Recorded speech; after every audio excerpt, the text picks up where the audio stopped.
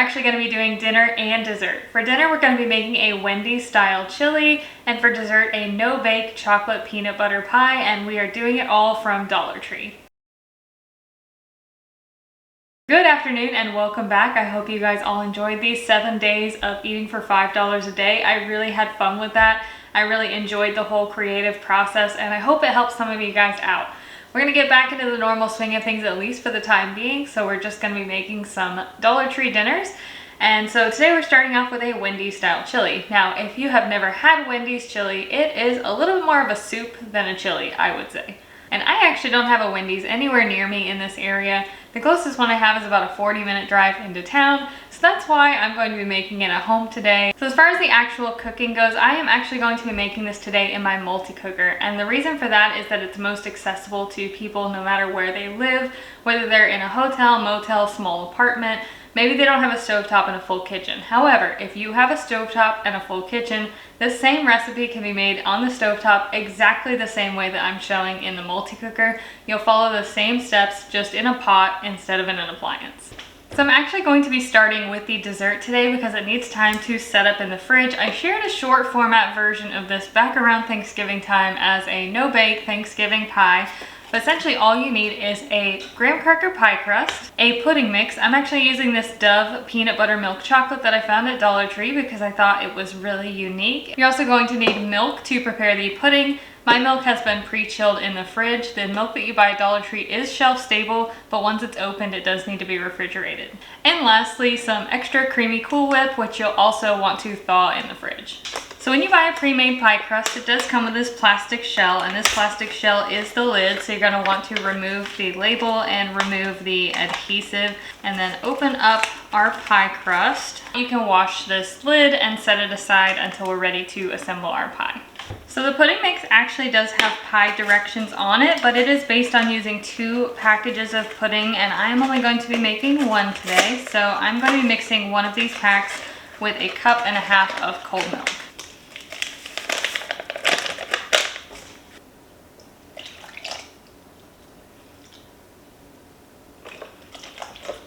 I'm going to whisk this all together, and then we are just going to let it kind of set up to a soft set. You only need to whisk this for about a minute to get it to the right consistency, and then we can just go ahead and pour this into our pie crust, and we're going to set it in the fridge to chill for about 3 to 4 hours.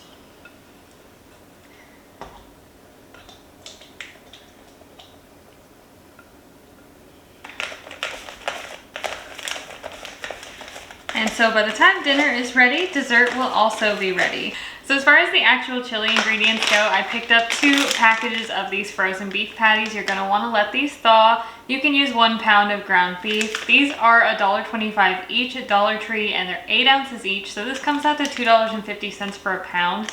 So it is a little bit cheaper than the ground beef you can typically buy at most stores. But I understand people have reservations about this, so feel free to use ground beef if you want. I also have a bag of frozen seasoning blends. It's onions, peppers, celery, and parsley, and for this it is perfect because that is exactly what is in Wendy's chili. You're also going to want some beans. I have a can of pinto beans and a can of kidney beans. You can feel free to cook your own beans. It will make this a little bit cheaper. You're also going to need tomato sauce and diced tomatoes. If you like spicy, feel free to sub out this diced tomato with diced tomatoes and green chilies for a little bit of added heat. Now, as far as seasoning your chili goes, I just like to grab a packet. It's simple, it's easy, and this is 75 cents at my Dollar General, but my Dollar Tree doesn't sell any sort of chili seasoning. All that's in this is chili powder, cumin, garlic, salt, and onion powder. That's it. So we can definitely make this ourselves using just Dollar Tree ingredients in the event that you can't get an easy chili seasoning packet. So I'm going to start off with a tablespoon of chili powder, add a 1/2 tablespoon of my cumin, 1 teaspoon each of onion powder and garlic powder. I'm going to add a 1/2 teaspoon of salt because some of these ingredients are already pretty salty, and so we don't want to add too much. We can always salt it at the end if we choose. And then because I like a little bit of extra chili powder in mine, I'm going to add an additional tablespoon of chili powder. So there is our chili seasoning. I'm going to set that aside and we can get started on the chili. As I mentioned, today I'm going to be making this in the multi-cooker just so that this is an accessible recipe in case you don't have a kitchen, but feel free to make this on your stovetop. It's going to be the same process. So I'm going to turn it on and I'm gonna turn to saute. If you're doing this on your stovetop, you would just preheat your pot to like medium-high heat. I'm gonna be adding in both of my beef patties. These are still semi-frozen, but it'll be fine because the heat from the multi-cooker will thaw them out as it starts to brown them. I'm trying to get you guys a good view of inside the pot, so hopefully this works. We're just gonna try to break up our beef patties and brown and crumble them just like you would regular ground beef. So once my beef is browned and crumbled, one thing that I like to do when it comes to these beef patties is I do like to rinse them under cold water, drain them and rinse them. And the reason for that is that these are pre-seasoned patties and I think they're a little bit overly seasoned.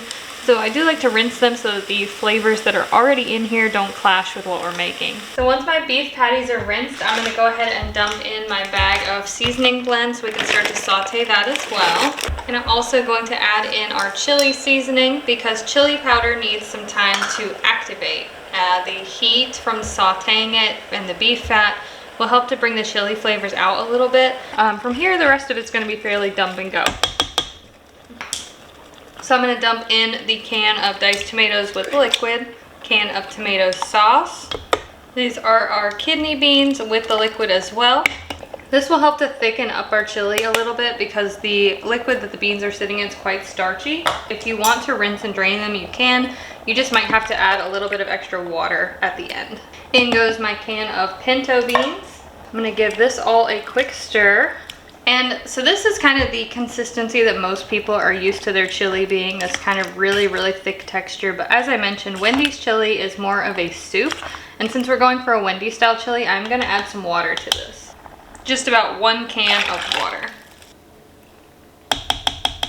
And then at this point, we're gonna close this and let it simmer. The amount of time you let it simmer totally is up to personal preference and how much time you have. I'm gonna let it simmer for about 2 to 3 hours. And I'm gonna stop and stir every once in a while just to make sure nothing is sticking. But I'm gonna go ahead and close the lid. This is the saute then simmer function, so it's gonna automatically start to simmer at this point. Once you've added water and closed the lid, that's what triggers it to switch over to the simmer function. But if you were doing this on your stovetop, of course you'd be following the same process. You bring it back up to a boil, then turn down your heat and let it simmer for about 2 to 3 hours. So because this multi-cooker has this saute then simmer function, but it also has a slow cook function, if you were trying to prep this before you went to work or something like that, you would be setting this to the slow cook function and probably low or medium heat until you got back from work. So that is an option. If you wanted to prep this and the pie, essentially you could prep these in the morning, go to work, and then come home and dinner is ready.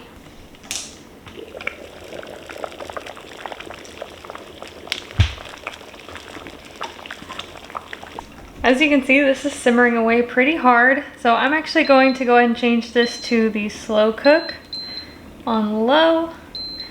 I'm just gonna kind of let it chill for a while. This looks so amazing, and I have already kind of tried it, so I do know it is like on point, like identical to Wendy's chili. So if you're a fan of Wendy's chili, this one is the one to try. I'm gonna go ahead and bowl this up. This should feed about 6 people as it stands, just by the chili alone. And then if you add in some like extras like fritos, rice, saltine crackers, you know, cornbread, anything like that, you can definitely up the serving size or just increase generally how filling it is by simply adding on a few little like sides to go with the chili. As it stands, Wendy's chili is one of the only chilies that I have ever enjoyed eating without add-ons. So like, you know, I usually eat my chili with sour cream and cheddar cheese and things like that. But Wendy's chili is good as it stands. We are ready to dig into our chili. As I mentioned, you have plenty of toppings options here. Think about what Wendy's serves you with their chili: sour cream, cheese, hot sauce, any of that. I have always been, when it comes to Wendy's chili, a bit of a purist. I just like their chili as it is with nothing on top of it, which makes this an incredibly budget-friendly recipe. And this does not miss the mark even by a little bit. I haven't had Wendy's chili in a very long time. It's probably been, I don't know, 5 or 6 years, and this is taking me back to when I used to eat it almost every single day. I cannot believe how close this is. Just to put it in perspective for you, a family-sized chili at Wendy's is about $15.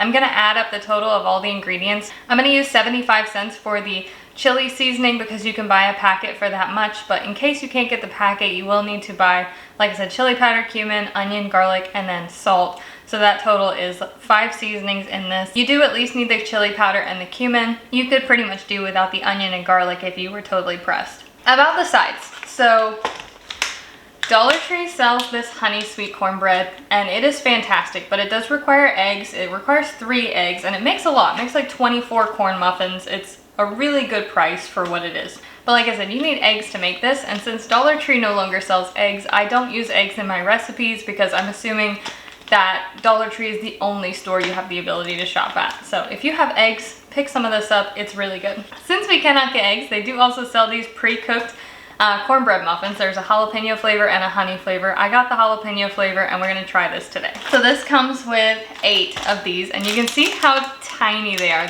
Adorable, individually wrapped.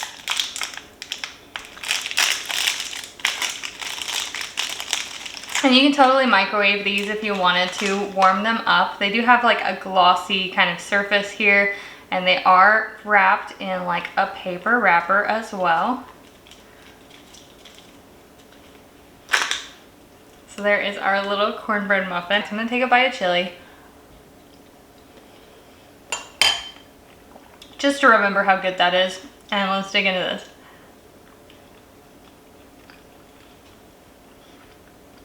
It's actually not bad, but it is incredibly sweet. Like more of like a dessert than a cornbread. If you like really sweet cornbread, this is for you. It's not bad. You do get a slight kick from the jalapeno, but mostly it's just sweet that I'm tasting. So that is dinner, but this is dinner and dessert. So we have to go back and finish our pie. Our pie has been setting in the fridge, and I did check it. It's pretty firmed up. It's only been a couple of hours. I actually sped up this process a little bit for you guys because it's my Sunday, and sometimes sitting around waiting for things to like cook or set it's quite a process for me. But as you can see, this is set up. It's not pooling in any direction. So we're just gonna top this with our Cool Whip, which again is thawed. And I absolutely love to keep these like little trinkets of like recipes for ideas and stuff like that. The reason being is that it's always interesting to me, the recipes that these manufacturers come up with. And I remember hearing a story one time about this person who said that, you know, her grandmother had passed away and she wanted her grandmother's chocolate chip cookie recipe. And I don't know how the whole story went, but it ended something to the degree of finding out that her grandmother's famous chocolate chip cookie was just the recipe on the back of the Toll House bag of chocolate chips. So a lot of our grandparents probably use some of these recipes as, you know, a means for feeding their families. And so I always like to keep these. I really like the idea behind them, and they give me a lot of great ideas. All we are going to do is spread a layer of Cool Whip on the top of our pie. And I'm pretty sure that this is also a retro recipe dating back to the 1950s, maybe 1940s. This was around the time, I have a retro cookbook, and it's really interesting because it does talk about, you know, how after the war and stuff like that, there was kind of a shift after the Great Depression, and people started to use a lot more prepared ingredients versus like making everything from scratch. And it was more fancy to do it that way than it was to make things from scratch. And so I think that's really interesting because now it's kind of flipped. Making things from scratch is sometimes a luxury, and using prepared ingredients is the more accessible route. I'm gonna put this in the freezer, and that's a good way to store it until you need it again. You can just let it thaw for like 30 to 40 minutes. And let's go ahead and cut ourselves a slice of pie. I actually don't have one of those pie serving utensils, you know, the ones that's shaped like a wedge. So cutting into pie is actually always a struggle for me because I don't have the proper tools to serve pie. And these graham cracker crusts can be a little on the crumbly side as it is. But we're gonna do our best to keep this together so that I at least get a pretty picture for a thumbnail, maybe. All right, that's not bad. It's not bad at all. All right, we have at least a distinct slice of pie. Now, if you wanna clean up the edges, you can use your fork to clean it up so that you have distinct layers. Let's go and dig in. This is pure nostalgia for me because my mom used to make these every single Thanksgiving, and she would make them in like every flavor of pudding you could possibly buy at the store. We would have like stacks upon stacks of these pies in our fridge at Thanksgiving time. And as a child, I always kind of hated them because I would be eating them for like 2 weeks after Thanksgiving. But as an adult, I can understand. It's a super cheap dessert. It'll make your kids happy. And this actually turned out fantastic with the chocolate peanut butter pudding mix. So I would definitely recommend this one. The peanut butter flavor isn't really as distinct as I would have hoped. I kind of was hoping for a bit of a Reese's Cup vibe. The peanut butter flavor is a little on the subtle side. Dinner and dessert is fantastic. I hope you guys enjoy, and I will see you again soon.